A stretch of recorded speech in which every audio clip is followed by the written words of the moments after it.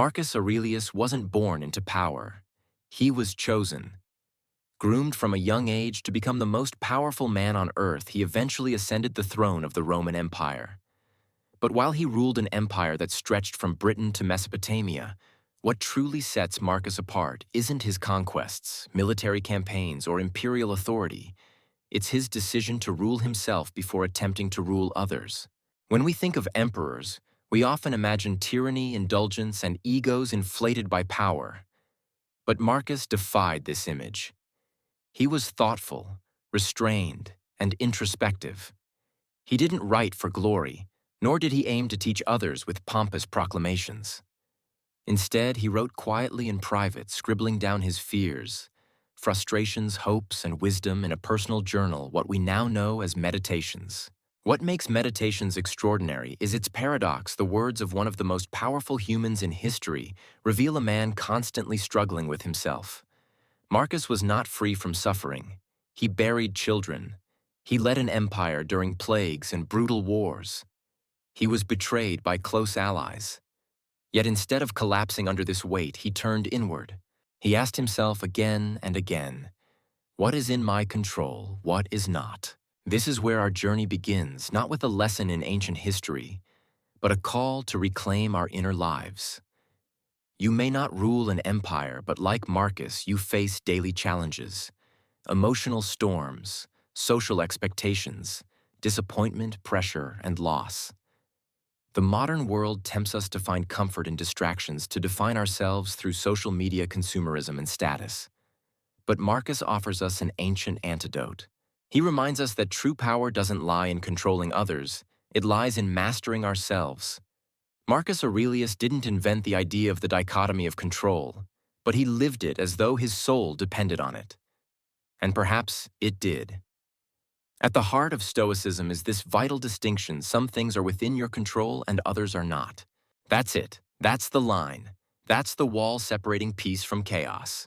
We can control our thoughts, choices, actions, values, and responses. We cannot control the opinions of others, the economy, the weather, the past, or the outcomes of many of our efforts. Marcus wrote repeatedly in Meditations that confusion arises when we try to control what we cannot, and serenity arrives when we master what we can. Imagine being emperor while Rome battles a deadly plague and foreign invasions. You make decisions that affect millions, yet your own wife or children fall ill and you're powerless to stop it. Marcus faced this, and instead of despairing, he reminded himself, "You have power over your mind, not outside events. Realize this and you will find strength." It's an empowering truth. If your peace depends on others behaving a certain way, you are at their mercy. If your happiness depends on achieving perfect outcomes, you will always live in fear. But if you place your well-being in your own thoughts and virtues, you become unshakable.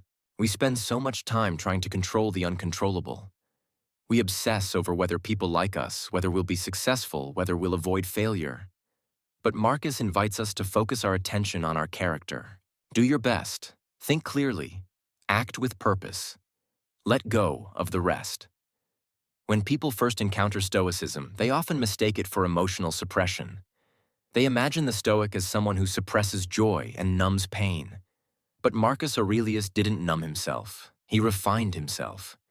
He didn't care less in the sense of apathy. He cared wisely. Stoicism doesn't ask you to abandon feeling. It asks you to stop being a slave to it. Caring wisely means refusing to let your happiness depend on things beyond your control. It means you don't base your worth on how many followers you have, how your boss perceives you, or how your partner reacts in a single moment. Marcus wrote about this often. He warned against being twisted like a puppet by others' praise or blame. He understood the instability that comes from tying your self-esteem to things that shift and change without your consent. Imagine a person constantly checking their phone, waiting for validation, terrified of being disliked. Their emotions are a yo-yo. One compliment sends them flying. One insult sends them crashing. This isn't freedom. This is emotional slavery. Stoicism offers a different path: grounded detachment. You can care deeply about your work without being destroyed by criticism. You can love someone fully without being shattered by rejection. You can strive for success without collapsing when plans change. This isn't coldness. It's inner freedom. It's what Marcus practiced during war loss, betrayal, and power. And it's what we can practice when the modern world overwhelms us with judgment noise and constant comparison. Marcus Aurelius lived long before the invention of Instagram, but he understood the disease of needing approval. In his time, Roman elites sought public status through elaborate oratory monuments and heroic deeds. Today, we do the same with selfies, status updates, and chasing influence. But the sickness is the same, letting strangers decide our value. Marcus wrote, "It never ceases to amaze me. We all love ourselves more than other people, but care more about their opinion than our own. This is the trap. We live as though our worth is fragile, needing to be constantly reaffirmed by likes, praise, promotions, or romantic attention. We become addicted to being seen. But this is an exhausting game because external validation is unstable. You can't please everyone. You can't always win. You can't control what others feel or think. What's worse, even when you win praise, it never lasts. The high fades and you're left hungry again. This creates an endless loop of anxiety, insecurity, and performance. Marcus teaches us to break this cycle. He urges us to build our lives on inner foundations, virtue, clarity, and truth. When you live by your principles, you no longer need applause. Your integrity becomes its own reward. It's not that Stoics don't care at all. It's that they don't care in ways that make them weaker. The path of Marcus Aurelius is clear. Stop chasing praise. Start practicing character. Replace the hunger for attention with the pursuit of excellence. Then, and only then, will you be free. Marcus Aurelius never intended for meditations to be published. It was a private diary, a mirror he used to study himself each day. He didn't write to impress others. He wrote to understand who he was and who he was becoming. This is a practice we desperately need in the modern world: self-reflection. We're surrounded by distractions yet disconnected from ourselves. We know more about celebrity gossip than our own emotions. We curate online personas but ignore the state of our inner lives. Marcus knew that clarity doesn't come by accident. It's earned through daily examination. Each night he would review his actions. Where was I impatient today? Where did I act with integrity? What fears or attachments clouded my judgment? This wasn't self-loathing. It was self-honesty. And through this habit, Marcus became wiser, steadier, and more compassionate. You can do the same. Start with a simple daily reflection. What am I grateful for today? When did I lose control of my emotions and why? What's within my power to improve tomorrow? Journaling is not just a therapeutic tool, it's a Stoic discipline. It reveals the mind's patterns, cuts through emotional fog, and recenters you on what matters. The Stoic mirror helps you live deliberately. Instead of drifting through days, you begin shaping them. You stop reacting blindly and start responding with wisdom. You stop being ruled by impulse and start living by values. This is how you build a strong character. This is how you prepare for adversity. And this is how you begin the Stoic journey toward becoming truly unbreakable.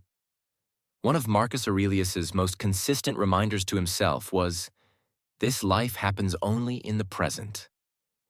The present moment is all we ever possess, he wrote. The rest is either memory or imagination. It sounds simple, but living fully in the present is one of the hardest things to do in modern life. We are bombarded by distractions. We check emails during conversations, scroll through news feeds while eating meals, and spend more time worrying about tomorrow than living today. Marcus lived in a time without smartphones or social media, but he still struggled to remain anchored in the now.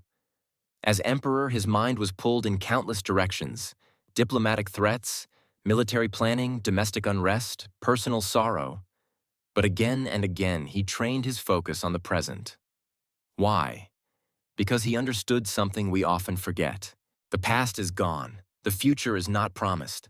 Only this moment right now is ours. This insight is more than philosophical.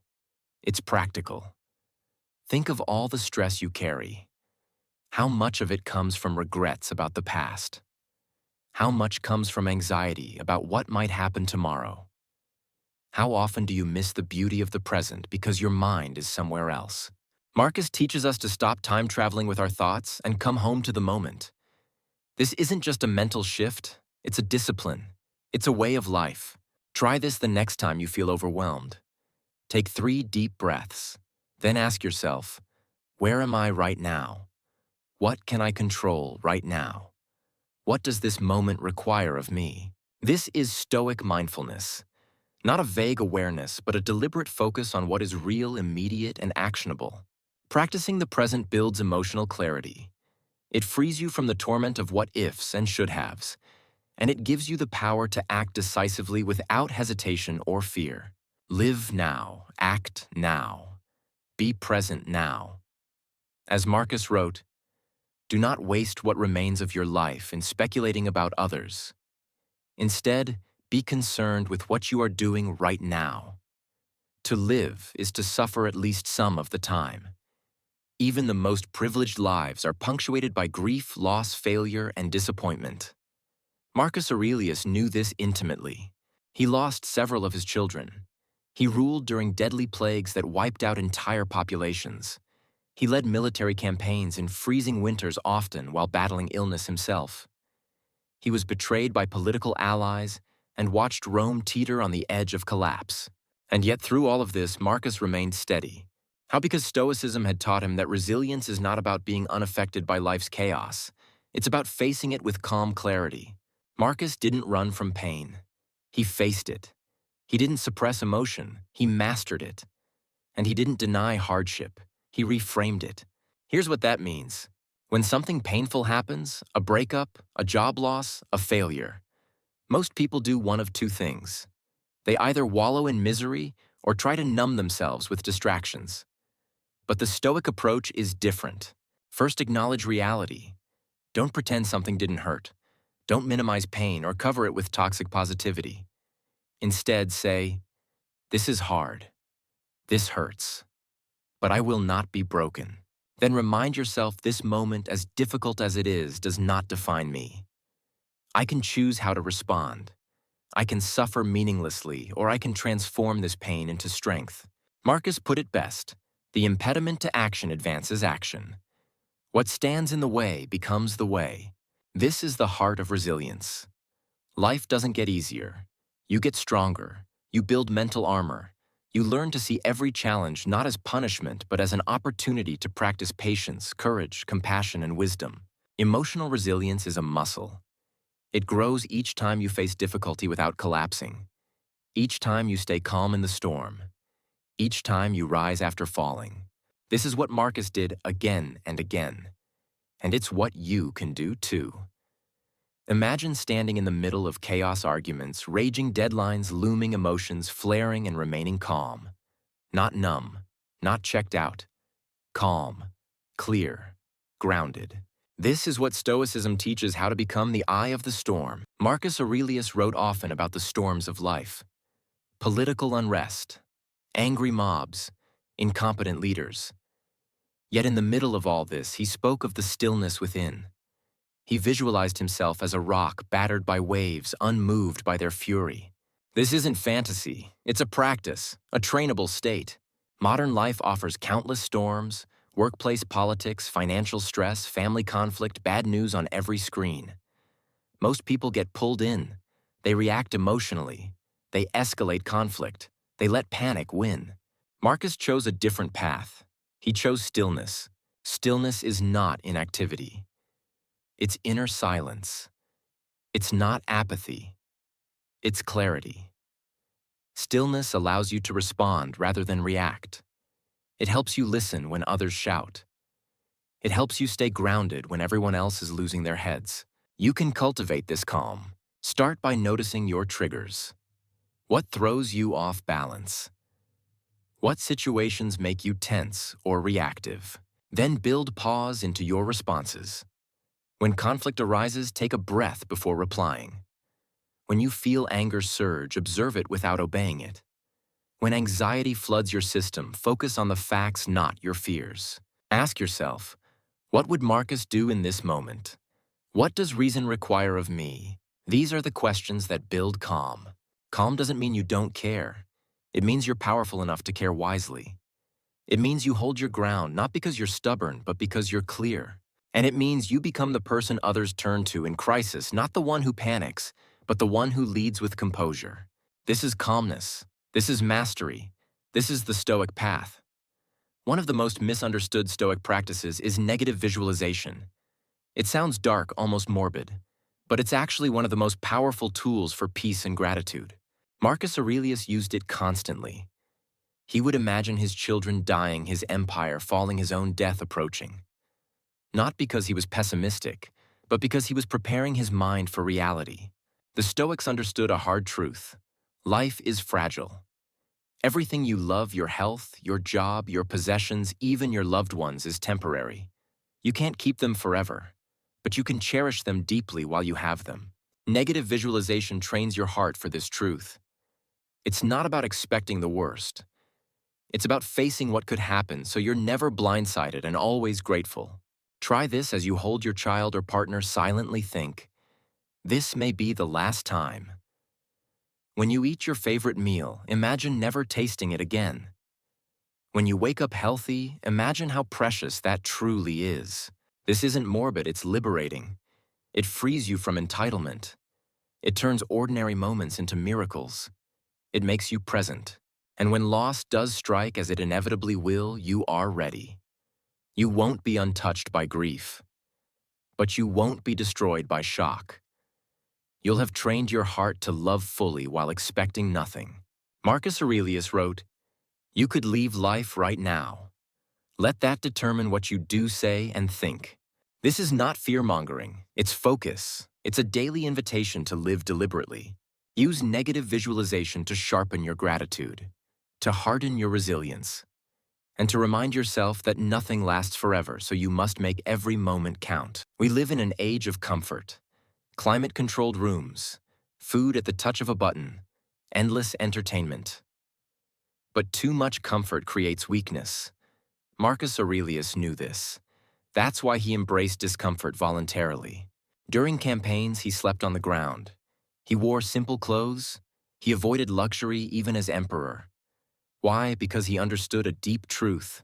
Strength is forged in discomfort. Voluntary discomfort isn't about self-punishment. It's about training. When you choose small hardships, you inoculate yourself against bigger ones. You build resilience. You remind yourself that you can endure more than you think. Try taking cold showers, skipping a meal, walking instead of driving, sleeping on the floor, saying no to something pleasurable just to prove you can. Each time you do this, you send a message to your nervous system: I am not fragile. I can suffer a little and still thrive. This discipline builds courage. It teaches you that comfort isn't necessary for happiness. That inconvenience doesn't have to ruin your day. That hardship isn't the end of the world. Marcus didn't seek pain, but he didn't fear it either. He embraced moments of simplicity and challenge as fuel for his inner fire. In a world addicted to ease, voluntary discomfort is a revolutionary act.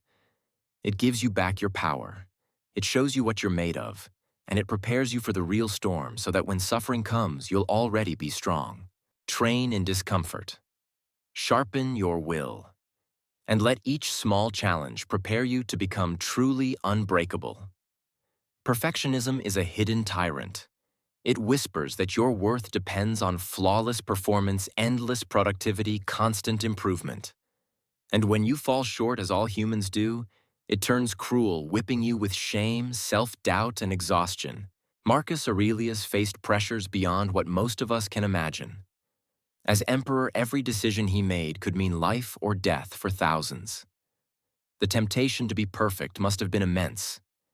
And yet, in his journals, he reminded himself, be tolerant with others and strict with yourself. This wasn't a call to perfection. It was a call to virtue. Marcus didn't demand flawlessness. He demanded honesty, effort, and alignment with his principles. Perfectionism, on the other hand, is not about virtue. It's about fear. Fear of judgment. Fear of failure. Fear of not being enough. It's the same with people-pleasing. The need to be liked, to be seen as agreeable or admirable, can become an invisible prison. You smile when you're hurt. You say yes when you mean no. You change yourself to avoid disapproval. Marcus would have seen this as spiritual slavery. He constantly reminded himself not to perform for the crowd, Do not waste what remains of your life in speculating about others, he wrote. Be intent on what nature demands of you, only that. To escape these traps, you must shift your focus. Don't ask, will they approve? Ask, am I living with integrity? You are not here to impress. You are here to live truthfully. Start with this simple practice.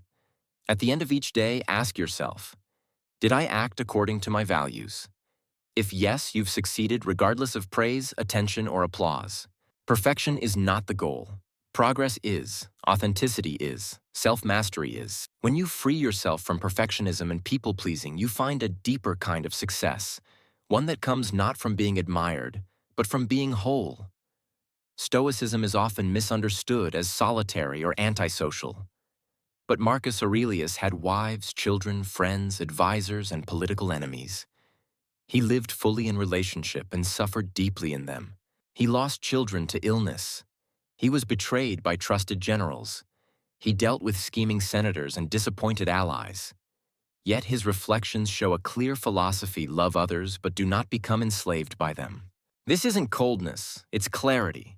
Relationships are among the most meaningful parts of life, but they are also the most emotionally volatile. People will hurt you, leave you, disagree with you, love you one day and pull away the next. If your peace depends on their behavior, you're doomed to emotional turbulence. Marcus Aurelius writes, when you wake up in the morning, tell yourself, today I will meet people who are ungrateful, arrogant, deceitful, envious, and antisocial. Yet I must not be harmed by any of them. His solution: compassion without dependence, understanding without surrender. Stoicism teaches us to love wisely, to offer empathy and care, but to remain rooted in our own virtue. You can be present, generous, forgiving, without being manipulated, needy, or emotionally entangled. This is the paradox of healthy love. You care deeply, but you don't collapse when others fall short. To practice this, when someone treats you poorly, pause. Ask, what pain might they be carrying? When conflict arises, seek to understand first, not to be understood. When love feels uncertain, remember your wholeness is not dependent on another's affection. Marcus teaches us to let others be as they are and to choose how we respond. We don't control their words, their moods, or their actions. We only control our own. True love from a Stoic perspective is not about possession. It's about respect for others and for ourselves. Criticism can cut deeper than a knife. A single sentence, a raised eyebrow, or a dismissive comment can haunt us for days. Why? Because we have been taught to measure ourselves by how others see us. Marcus Aurelius rejected this. If you are pained by external things, he wrote, it is not they that disturb you, but your own judgment of them. The Stoic approach to criticism is simple. Examine it. Use it if it's helpful, discard it if it's not. This requires inner strength. It's easy to react emotionally, to become defensive, angry, or wounded. But Marcus teaches us to pause, reflect, ask, is there truth here? Can I grow from this? If yes, accept it as a gift. If not, let it pass like wind through trees. He also warns against chasing praise. Ambition means tying your well-being to what other people say or do. Sanity means tying it to your own actions. This mindset is revolutionary. It shifts your power inward. Instead of dancing for approval or collapsing under judgment, you become your own guide. To cultivate this, when criticized, ask yourself honestly, is this true? Separate the content from the tone. Don't get distracted by delivery, focus on substance. Practice indifference training. Read one harsh comment online and choose not to respond. When you master your response to criticism, you gain emotional sovereignty. No longer can others dictate your mood. No longer are you imprisoned by their opinions. You become calm, clear, free. This is what Marcus practiced, and it's what you can begin today. There's a fine line between acceptance and giving up, between letting go and quitting. Marcus Aurelius understood this better than most. He watched Rome teeter under pressure. He saw loved ones die, cities fall, and ideals be betrayed. And yet he never collapsed into despair. He accepted what was without surrendering to what might be. This is Stoic acceptance, facing reality with eyes open, without bitterness or self-pity. Acceptance is not resignation. It's not apathy, it's clarity. You see what is and act wisely within it. Too often, people confuse control with hope. They believe that unless they change something, they have failed. But Marcus teaches the opposite. You are strongest when you stop resisting the unchangeable and focus on your next step. He writes, don't demand that things happen as you wish. Wish them to happen as they do, and your life will go smoothly. This doesn't mean you enjoy suffering. It means you stop arguing with it. You stop pretending life owes you fairness. And in that release, you find peace. Consider this. You lose your job. A Stoic doesn't deny the sting, but they also don't spiral into victimhood. They ask, what can I do now? What skills can I build? What opportunities are here? Or imagine a breakup. You feel abandoned. A Stoic grieves but doesn't collapse. They say this pain is real, but it does not end me. I will grow wiser, kinder, and more resilient. Acceptance gives you power. It frees the energy wasted on fighting the past and directs it toward shaping the future. You can't rewrite yesterday, but you can own today. Marcus Aurelius ruled over lands that spanned thousands of miles. But the kingdom he cared most about was inside himself. He understood that external chaos is inevitable. What matters is whether you allow it into your mind. He wrote, the tranquility that comes when you stop caring what they say, or think, or do, only what you do. This is the Stoic definition of peace, not the absence of problems, but the presence of clarity. Imagine walking through a city in crisis, sirens wailing, people shouting, buildings crumbling. Most would panic, but the Stoic walks with steady breath, alert eyes, and calm presence. Not because they're detached, but because they are anchored. Your external world will never be perfect. People will be rude. Plans will fail. You will lose things. But none of these events can rob your peace unless you let them. To cultivate inner peace, start each morning with intention. What virtues will I practice today? When frustration rises, pause and ask, is this within my control? In every moment of stress, return to your breath, your presence, your principles. Marcus wrote that serenity comes when we live in agreement with nature, when we stop resisting life and start flowing with it. Your task is not to control everything. It is to live wisely, lovingly, and honestly within whatever comes. When you master this mindset, you become like the Stoic sage, stable, clear, and free, regardless of how chaotic the world becomes. This is not fantasy, it is practice. And the more you practice, the more you will discover peace is not found outside. It is created within. Leadership is not about authority. It's about responsibility. Marcus Aurelius understood this more deeply than most rulers in history. While emperors before him used power to dominate, Marcus saw power as a sacred duty, an opportunity to serve, not to rule. He led not through fear or force, but through example, through restraint, through personal virtue. In meditations, he rarely mentions his status. He focuses instead on his character. Am I being just? Am I acting with wisdom? Am I responding with patience? This is the Stoic ideal of leadership, not about commanding others, but mastering yourself. In a world hungry for validation, Marcus refused self-indulgence. He dressed simply, lived modestly, and spent more time writing in his journal than attending lavish banquets. He led armies through snow and hardship, sleeping on the ground alongside soldiers. And even in the face of betrayal, he chose reason over revenge. Modern leadership often revolves around image, charisma, influence, public perception. But Marcus offers a deeper model. True leadership is about humility, knowing that title means nothing without integrity. Courage, acting on principle even when it's unpopular.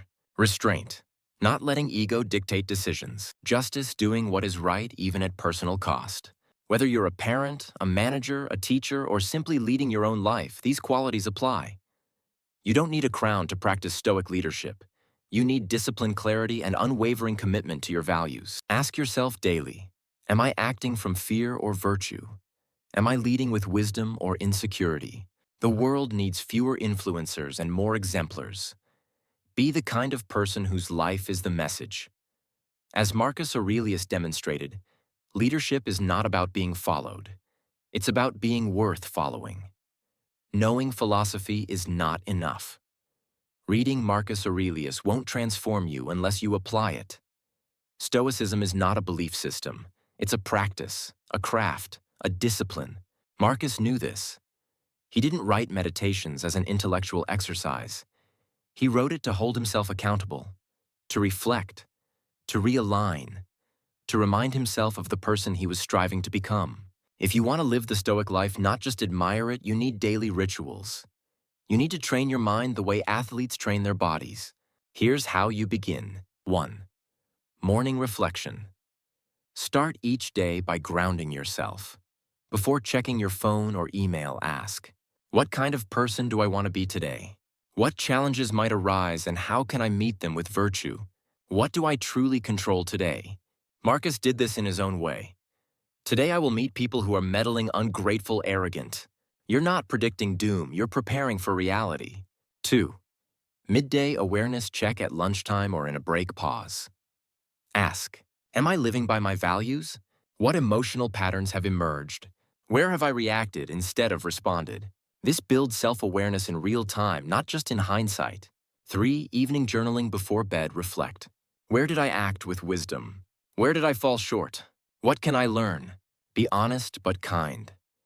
Growth comes from clarity, not self-punishment. 4. Stoic affirmations. Simple mantras from meditations can anchor your day. You have power over your mind, not outside events. What stands in the way becomes the way. Let virtue be your guiding star. Write these down. Recite them. Let them shape your inner dialogue. These small practices done consistently forge your character. You won't see change overnight.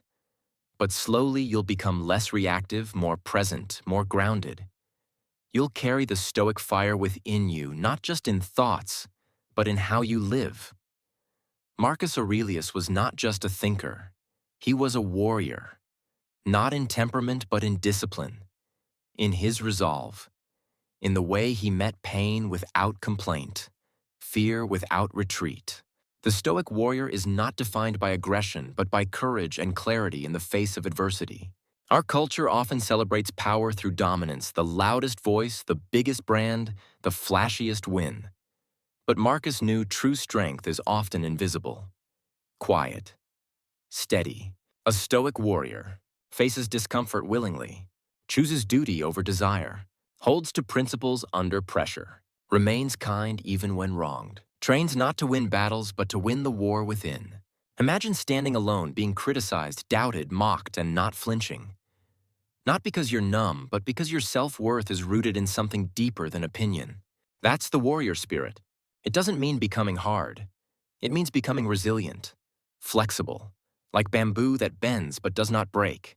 Marcus faced betrayals, deaths, wars, illness, and never collapsed into bitterness. He used each trial as training. And you can too. Start with physical challenges, cold showers, early rising fasting.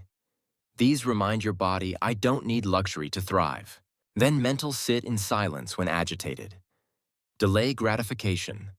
Speak truth even when it risks approval. Spiritual training, forgive when you're hurt. Let go when clinging is easier. Show up when quitting calls. You don't need a battlefield to be a warrior. Every day is a chance to fight for your soul. Become the calm force in a chaotic world. The one who acts, not reacts.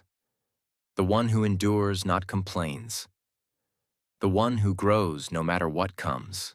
The world may never know your strength, but you will. And that is enough. Perhaps no story better illustrates Stoicism in action than that of Admiral James Stockdale, a U.S. Navy pilot who was shot down and held captive in a Vietnamese prison camp for over 7 years. Tortured, starved, isolated, beaten, and yet he endured. His secret, the teachings of Marcus Aurelius. Before his capture, Stockdale had studied Stoic philosophy. He brought meditations with him into hell, and he leaned on it daily. When interrogators broke his bones, when he was locked in darkness for weeks, when he feared he'd never see his family again, he remembered. You have power over your mind, not outside events. He practiced negative visualization, mentally rehearsing the worst so he would not be surprised. He embraced voluntary discomfort, choosing pain over betrayal. He clung to the dichotomy of control, focusing only on his choices, not his fate. But most powerfully, Stockdale embodied what is now called the Stockdale paradox. You must never confuse faith that you will prevail in the end, with the discipline to confront the most brutal facts of your current reality. He didn't lie to himself. He didn't sugarcoat. He accepted his reality fully, but refused to let it define him. When he was released, he didn't collapse. He didn't become bitter. He emerged deeper, wiser, stronger. This is what Stoicism looks like when philosophy becomes lifeblood. You may never face war or torture, but you will face trials, loss, disappointment, pain. And when you do, you'll be asked, will I collapse, or will I respond with dignity? Let Stockdale's story remind you, even in the worst conditions imaginable, your mind is still your own.